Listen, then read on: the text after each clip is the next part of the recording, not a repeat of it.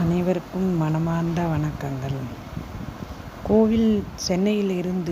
சென்னையின் அருகே உள்ள காஞ்சிபுரத்தில், கோவில் நகரமான காஞ்சிபுரத்தில் அதிக அளவு கோவில்கள் இருக்கின்றது. அக்கோவில்களில் உள்ள ஒவ்வொரு தீர்த்தங்களிலும் நீராடினால் அதிக பலன்களை நாம் பெறலாம். பல ஆலய புத்தகங்களில் எந்தெந்த தீர்த்தங்களில் எவ்வாறு நீராடினால் என்ன பலன் கிடைக்கலாம் என்று தெளிவாக கூறப்பட்டுள்ளது. ஞாயிற்றுக்கிழமையன்று காஞ்சிபுரத்தில் உள்ள கச்சபேஸ்வரர் ஆலயத்தில் இஷ்ட சித்தி தீர்த்தத்தில் நீராடினால் கடனற்றவராய் வாழலாம் என்று கூறுகிறார்கள். திங்கட்கிழமை காஞ்சிபுரத்தில் அன்று காலை ஏகாம்பரேஸ்வரர் ஆலயத்தில் உள்ள சிவகங்கை தீர்த்தத்தில் நீராடினால் குடும்ப நலம் பெறலாம் என்று கூறுகிறார்கள்.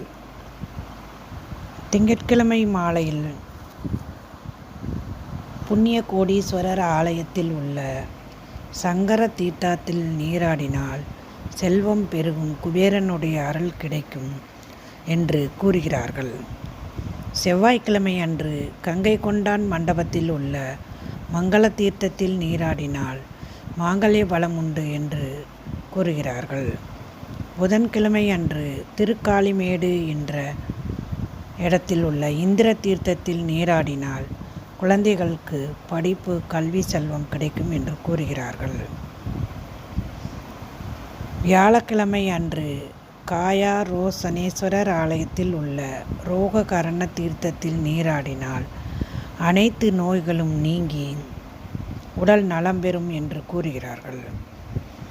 வெள்ளிக்கிழமை அன்று காமாட்சியம்மன் கோவிலில் உள்ள உலகாணி தீர்த்தத்தில் நீராடினால் உத்தியோகம், படிப்பு ஆகியவை நலம் தரும் என்று கூறுகிறார்கள். சனிக்கிழமை அன்று மஞ்சள் நீர் நதிக்கு வடக்கில் உள்ள சித்த தீர்த்தத்தில் நீராடினால் காரிய சாதனையும் யோகமும் கிட்டும் என்று கூறுகிறார்கள். காஞ்சிபுரத்தில் உள்ள அனைத்து ஆலயங்களிலும் உள்ள தீர்த்தங்களும் ஒவ்வொரு சிறப்பு வாய்ந்தவை ஆகும். அவற்றில் குளிப்பதால் நமக்கு கிடைக்கும் பலன்களை பற்றி இப்பொழுது பார்த்தோம். காஞ்சிபுரத்துக்கு செல்லும் பொழுது ஒவ்வொரு ஆலய தீர்த்தத்திலும் நாம் நீராடி அந்த ஆலயத்தில் உள்ள இறைவனை வணங்குவதால் நமக்கு பலன் பன்மடங்கு பெருகும் என்பதில் ஐயமில்லை. நாமும் காஞ்சிபுரம் சென்றால் இத்தகைய தீர்த்தங்களில் முடிந்தவரை நீராடி இறைவனை தொழுவோமாக.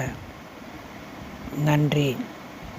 இந்த பதிவு உங்களுக்கு பிடித்திருந்தால் லைக் பண்ணுங்கள், ஷேர் பண்ணுங்கள், கமெண்ட் பண்ணுங்கள், சப்ஸ்கிரைப் பண்ணுங்கள்.